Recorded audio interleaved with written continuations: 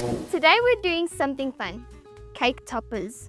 Weddings, birthdays, engagement parties, or any special event where you want the cake to stand out. I'll take you through the full process from designing the topper in CorelDRAW to cutting it and engraving it on the laser. And of course, we'll show you the results at the end. Let's jump in. Here's the designing process in CorelDRAW, and right now I'm adding the text. I'm just adjusting the font, resizing it and moving it around until it sits nicely in the design. This part is all about getting the layout right before sending it to the laser. Now we're moving on to light burn.